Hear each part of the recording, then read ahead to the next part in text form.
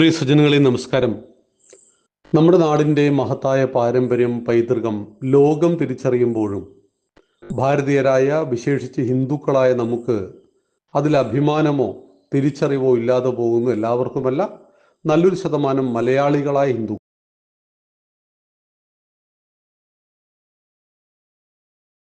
ഞാനൊരു വീഡിയോ നിങ്ങളെ കാണിക്കാം.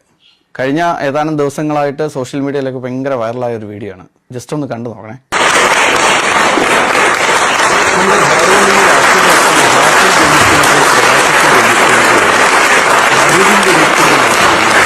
അതായത് ഈ വീഡിയോയിൽ ഏതാണ്ട് 2600 വർഷം മുമ്പ് ഭാരതത്തിൽ ജയിച്ച ഋഷിയുടെ പ്രതിമ അനാച്ഛാദനമാണ് നടത്തുന്ന സ്ഥലം എന്ന് പറഞ്ഞാൽ ലോകത്തിലെ ഏറ്റവും പഴക്കമുള്ള മെഡിക്കൽ ഇൻസ്റ്റിറ്റ്യൂട്ട് ആയിട്ടുള്ള എഡിൻബർഗിലാണ് ഈ സംഭവം നടക്കുന്നത്. നമുക്ക് ഭാരതീയരെ സംബന്ധിച്ച് ഒരുപാട് അഭിമാനം ഉണ്ടാകുന്ന ഒരു നിമിഷമൊക്കെ തന്നെയാണ്. കാരണം ഈ പാശ്ചാത്യ രാജ്യങ്ങളൊക്കെ അംഗീകരിച്ച് ഇത്തരത്തിലുള്ള ആദരങ്ങളൊക്കെ നൽകുമ്പോഴാണ് നമ്മൾ ഇങ്ങനെയുള്ള കാര്യങ്ങളൊക്കെ ഓർക്കുന്നത്. എന്നാൽ ഇതിനേക്കാൾ മുമ്പ് ഭാരതത്തിൽ ഇത്തരത്തിലുള്ള ഋഷികളൊക്കെ ജീവിച്ചിരിപ്പുണ്ടായിരുന്നു എന്ന് പറയുമ്പം അതിനെയൊക്കെ കെട്ടുകഥകളാക്കി ചിത്രീകരിക്കുന്ന ഒരു സമൂഹം ഇപ്പോഴും നമ്മുടെ ഇടയിലുണ്ട്. എന്താണ്, ആരാണ് എന്നൊക്കെ നമുക്ക് എല്ലാവർക്കും അറിയാം. ഞാൻ ജസ്റ്റ് ഒന്ന് പറയാം. അതായത് ഭാരതത്തിന്റെ വൈദ്യശാസ്ത്രത്തിൽ, പ്രത്യേകിച്ച് സർജറിയിൽ പിതാവായി കണക്കാക്കപ്പെടുന്ന ഒരു മഹാഋഷിയാണ് അദ്ദേഹത്തിന്റെ പേര് സുശ്രുതൻ എന്നാണ്.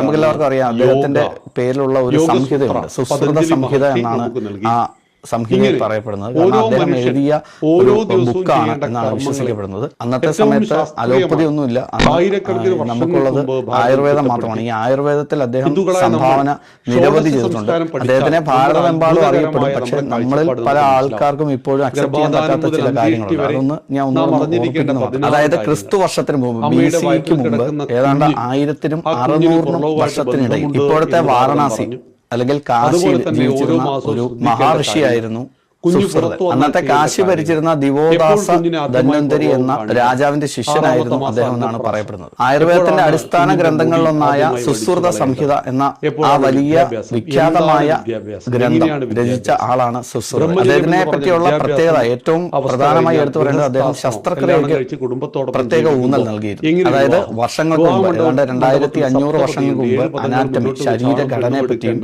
വിവിധ രോഗങ്ങളെ പറ്റിയും, അന്നത്തെയുള്ള വിവിധ രോഗങ്ങളെ പറ്റിയും ഔഷധ സസ്യങ്ങളെ പറ്റി, ശസ്ത്രക്രിയ രീതികളെ പറ്റി ഈ സംഹിതയിൽ വിശദമായിട്ട് പ്രതിപാദിക്കുന്നു.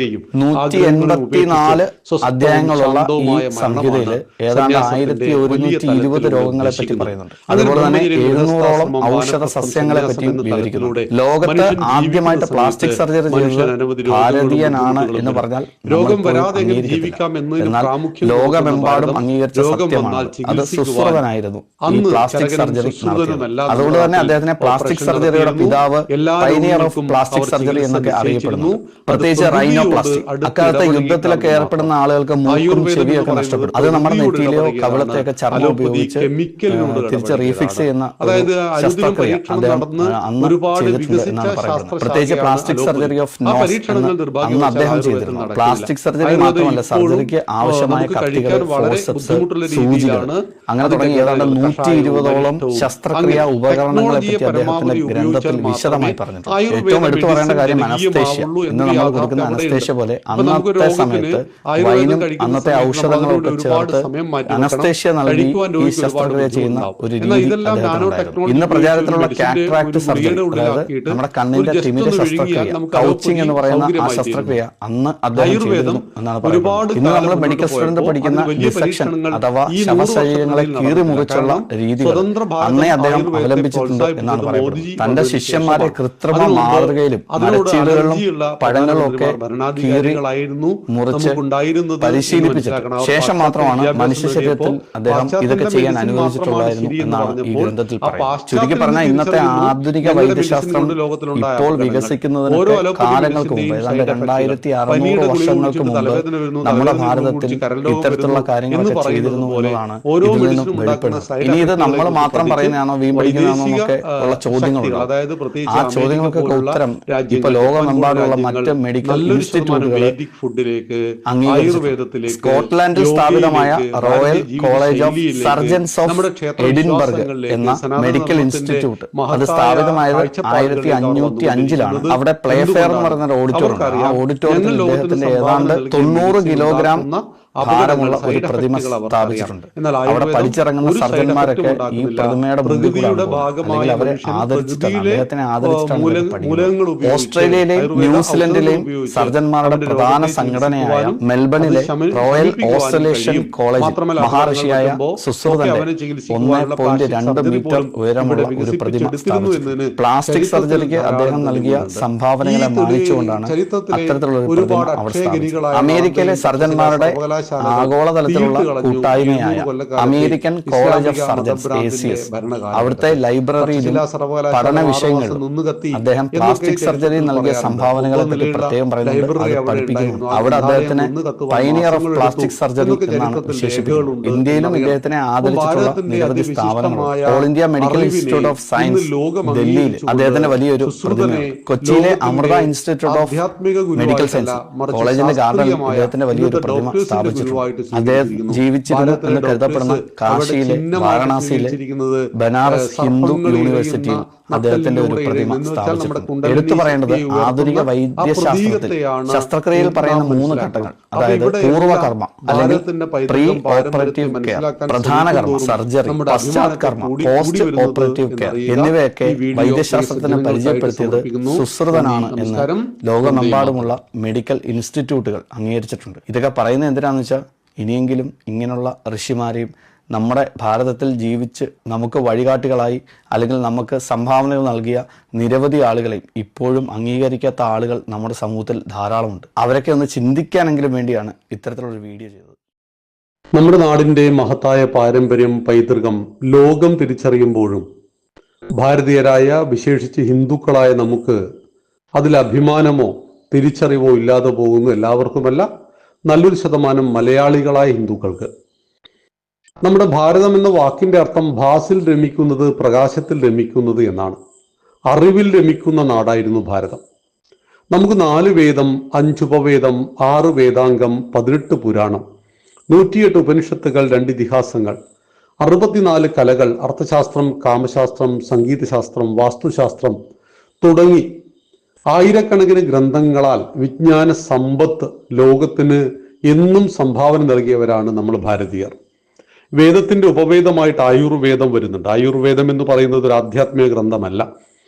മനുഷ്യ ശരീരത്തെ ആയുർവേദം 2ആയി തരംതിരിച്ചു. 1 സൗഖ്യം, 2 ആതുരം. സൗഖ്യം എന്നാൽ രോഗം വരാതെ എങ്ങനെ ജീവിക്കാം, ആതുരം എന്നാൽ രോഗം വരാതെ വന്നാൽ എന്ത് ചെയ്യാം. രോഗം വരാതെ എങ്ങനെ ജീവിക്കാം എന്ന ചോദ്യത്തിന്റെ മറുപടിയാണ് യോഗസൂത്ര പതഞ്ജലി മഹർഷി നമുക്ക് നൽകി. ഇങ്ങനെ ഓരോ മനുഷ്യൻ ഓരോ ദിവസവും ചെയ്യേണ്ട കർമ്മങ്ങളെ ഏറ്റവും ശാസ്ത്രീയമായി ആയിരക്കണക്കിന് വർഷങ്ങൾക്ക് മുമ്പ് ഭാരതം ചിട്ടപ്പെടുത്തി.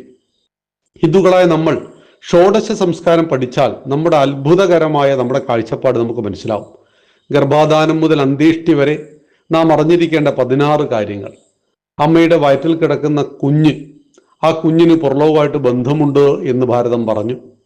അതുപോലെ തന്നെ ഓരോ മാസവും ശ്രദ്ധിക്കേണ്ട കാര്യങ്ങൾ, കുഞ്ഞു പുറത്തു വന്നാൽ ചെയ്യേണ്ട കാര്യങ്ങൾ, എപ്പോൾ കുഞ്ഞിനെ ആദ്യമായി പുറലോകം കാണിക്കണം, 6ാമത്തെ മാസം അന്നപ്രാശം, എപ്പോഴാണ് കുഞ്ഞിൻ്റെ മുടി ആദ്യമായി വടിച്ചു കളയേണ്ടത്, എപ്പോഴാണ് വിദ്യാഭ്യാസം, എന്താണ് വിദ്യാഭ്യാസം, എങ്ങനെയാണ് വിദ്യാഭ്യാസം, ബ്രഹ്മചര്യം എന്ന് പറഞ്ഞ വിദ്യാഭ്യാസം അവസ്ഥ കഴിഞ്ഞാൽ ഗൃഹസ്ഥാശ്രമം, കല്യാണം കഴിച്ച് കുടുംബത്തോടൊപ്പം ജീവിക്കുമ്പോൾ എങ്ങനെ വിവാഹം മണ്ഡപത്തിൽ സപ്തപതിയുണ്ട്, 7 പദങ്ങൾ മുന്നോട്ട് വെച്ച് ആണും പെണ്ണും എടുക്കേണ്ട പ്രതിജ്ഞ എന്താണ്, എങ്ങനെയാണ് ജീവിതത്തെ രൂപപ്പെടുത്തുന്നത്. അങ്ങനെ മക്കളെ കണ്ടു കഴിഞ്ഞാൽ വാനപ്രസ്ഥം, എങ്ങനെ സ്വസ്ഥമായിട്ട് ജീവിക്കാം. ഒടുവിൽ സന്യാസം, സർവ്വസംഘങ്ങളെയും ആഗ്രഹങ്ങളെയും ഉപേക്ഷിച്ച് സ്വസ്ഥവും ശാന്തവുമായ മരണമാണ് സന്യാസത്തിന്റെ വലിയ തലത്തിലൂടെ ഉദ്ദേശിക്കുന്നത്. അങ്ങനെ ബ്രഹ്മചര്യം, ഗൃഹസ്ഥാശ്രമം, വാനപ്രസ്ഥം, സന്യാസം എന്ന തലത്തിലൂടെ മനുഷ്യൻ ജീവിക്കുന്ന സമയത്ത് മനുഷ്യൻ അനവധി രോഗങ്ങളും ബുദ്ധിമുട്ടുകളും വരും. രോഗം വരാതെ എങ്ങനെ ജീവിക്കാം എന്നതിന് പ്രാമുഖ്യം കൊടുക്കുന്ന ഭാരതം രോഗം വന്നാൽ ചികിത്സിക്കുവാൻ അന്ന് ചരകനും സുശ്രുതനുമെല്ലാം നമ്മുടെ നാട്ടിൽ ഓപ്പറേഷൻ നടത്തിയിരുന്നു. എല്ലാ രോഗങ്ങൾക്കും അവർ ചികിത്സ നിശ്ചയിച്ചിരുന്നു. അത് പ്രകൃതിയോട് അടുത്ത് ഇടപഴകിയിട്ടാണെന്ന് മാത്രം. ആയുർവേദം എന്ന് പറയുന്നത് പ്രകൃതിയോട് ഇടപഴകിയതാണ്, അലോപ്പതി കെമിക്കലിനോട് ഇടപഴകിയതാണ്. അതായത് അനുദിനം പരീക്ഷണം നടന്ന് ഒരുപാട് വികസിച്ച ശാസ്ത്രശാഖയാണ് അലോപ്പതി. ആ പരീക്ഷണങ്ങൾ നിർഭാഗ്യവശാൽ ആയുർവേദത്തിൽ നടക്കുന്നില്ല. ആയുർവേദം ഇപ്പോഴും നമുക്ക് കഴിക്കാൻ വളരെ ബുദ്ധിമുട്ടുള്ള രീതിയിലാണ് അതിൻ്റെ ഘടനകൾ, കഷായവും അരിഷ്ടവും. അങ്ങനെ ടെക്നോളജിയെ പരമാവധി ഉപയോഗിച്ചാൽ മാത്രമേ ആയുർവേദ മെഡിസിൻ ജനകീയമാവുള്ളൂ എന്നൊരു യാഥാർത്ഥ്യം അവിടെയുണ്ട്. ഇപ്പൊ നമുക്ക് രോഗത്തിന് ആയുർവേദം കഴിക്കുന്ന സമയത്ത് നമ്മൾ അതിനുവേണ്ടി ഒരുപാട് സമയം മാറ്റി വെക്കണം, കഴിക്കുവാൻ രോഗിക്ക് ഒരുപാട് ബുദ്ധിമുട്ടുണ്ടാവും. എന്നാൽ ഇതെല്ലാം നാനോ ടെക്നോളജി ഉപയോഗിച്ച് ഒരു മെഡിസിന്റെ ഒരു ഗുളികയുടെ ഉള്ളിലാക്കിയിട്ട് ഒരു ജസ്റ്റ് ഒന്ന് വിഴുങ്ങിയാൽ നമുക്ക് അലോപ്പതി സൗകര്യമായി തീരുന്നു. ആയുർവേദം ഒരുപാട് കാലം മുന്നോട്ട് പോയപ്പോൾ അതിന് വലിയ പരീക്ഷണങ്ങൾ ഈ 100 വർഷത്തിനിടയിൽ നടന്നിട്ടില്ല. കാരണം സ്വതന്ത്ര ഭാരതം ആയുർവേദത്തെ പ്രോത്സാഹിപ്പിച്ചത് മോദിജി വന്നതിന് ശേഷമാണ്. അതിനു മുമ്പ് അതിനോട് അലർജിയുള്ള പ്രധാനമന്ത്രിമാർ, ഭരണാധികാരികളായിരുന്നു നമുക്കുണ്ടായിരുന്നത് എന്ന് മനസ്സിലാക്കണം. അവർ പാശ്ചാത്യ വിദ്യാഭ്യാസം നേടിയപ്പോൾ പാശ്ചാത്യന്റെ മെഡിസിൻ മാത്രമാണ് ശരിയെന്ന് പറഞ്ഞപ്പോൾ ആ പാശ്ചാത്യൻ ഇന്ന് തിരിച്ചറിയുന്നു ഞങ്ങളുടെ മെഡിസിൻ കൊണ്ട് ലോകത്തിലുണ്ടായ അപകടങ്ങൾ, ഓരോ അലോപ്പതി മെഡിസിന്റെയും സൈഡ് എഫക്റ്റുകൾ. പനിയുടെ ഗുളിക കുടിച്ചിട്ട് തലവേദന വരുന്നു, തലവേദന ഗുളിക കുടിച്ച് കരൾ രോഗം വരുന്നു എന്ന് പറയുന്നത് പോലെ ഓരോ മെഡിസിനും ഉണ്ടാക്കുന്ന സൈഡ് എഫക്റ്റുകളെ കുറിച്ച് പഠിച്ച് വൈദേശിക ശക്തികൾ, അതായത് പ്രത്യേകിച്ച് അമേരിക്ക പോലുള്ള രാജ്യങ്ങൾ, ജപ്പാൻ പോലുള്ള രാജ്യങ്ങൾ നല്ലൊരു ശതമാനം വേദിക് ഫുഡിലേക്ക്, ആയുർവേദത്തിലേക്ക്, യോഗയിലേക്ക്, ഭാരതീയ ജീവിത ശൈലിയിലേക്ക്, നമ്മുടെ ക്ഷേത്ര വിശ്വാസങ്ങളിലേക്ക്, സനാതന ധർമ്മത്തിന്റെ മഹത്തായ കാഴ്ചപ്പാടുകളിലേക്ക് അവർ വന്നുകൊണ്ടിരിക്കുന്നത് എന്തുകൊണ്ടാണ്? അവർക്കറിയാം ഞങ്ങൾ ലോകത്തിന് സംഭാവന നൽകിയ മെഡിസിൻ ഉണ്ടാക്കുന്ന അപകടങ്ങൾ, സൈഡ് എഫക്റ്റുകൾ അവർക്കറിയാം. എന്നാൽ ആയുർവേദം ഒരു സൈഡ് എഫക്റ്റും ഉണ്ടാക്കുന്നില്ല. പ്രകൃതിയുടെ ഭാഗമായ മനുഷ്യൻ പ്രകൃതിയിലെ മൂലകങ്ങൾ ഉപയോഗിച്ച്, ആയുർവേദ ഔഷധങ്ങൾ ഉപയോഗിച്ച് അവന്റെ രോഗത്തെ ചികിത്സിക്കുവാനും അത് ശമിപ്പിക്കുവാനും കഴിയും. മാത്രമല്ല അപകടങ്ങൾ പറ്റുമ്പോൾ ഒക്കെ അവനെ ചികിത്സിക്കുവാനുള്ള പ്ലാസ്റ്റിക് സർജറി പോലും ഇവിടെ വികസിപ്പിച്ചെടുത്തിരുന്നു എന്നതിന് ചരിത്രത്തിൽ ധാരാളം തെളിവുകളുണ്ട്. ഈ ചരിത്രത്തിലെ ഒരുപാട് അക്ഷയഗനികളായ നളന്തയും തക്ഷശില സർവകലാശാലകൾ തീയിട്ട് കളഞ്ഞു 700 കൊല്ലക്കാലത്തെ ഇസ്ലാമിക മതഭ്രാന്തിന്റെ ഭരണകാലഘട്ടത്തിൽ. തക്ഷശില സർവകലാശാല 6 മാസം നിന്ന് കത്തി എന്നൊക്കെ ചരിത്രത്തിൽ പറയാറുണ്ട്. 9 നിലയുള്ള ലൈബ്രറി അവിടെ ഉണ്ടായിരുന്നു, ആ ഗ്രന്ഥാലയം നിന്ന് കത്തുവാൻ മാസങ്ങളെടുത്തു എന്നൊക്കെ ചരിത്രത്തിൽ രേഖകളുണ്ട് എന്നറിയണം. അപ്പം ഭാരതത്തിന്റെ അതിവിശിഷ്ടമായ അറിവിനെ ഇന്ന് ലോകം അംഗീകരിച്ചുകൊണ്ട് സുശ്രുതനെ ലോകത്തിന്റെ ആധ്യാത്മിക ഗുരുവായിട്ടല്ല, മറിച്ച് ശാസ്ത്രീയമായ ഇന്നത്തെ ഡോക്ടേഴ്സിന്റെ ഗുരുവായിട്ട് സ്വീകരിച്ചിരിക്കുന്നു.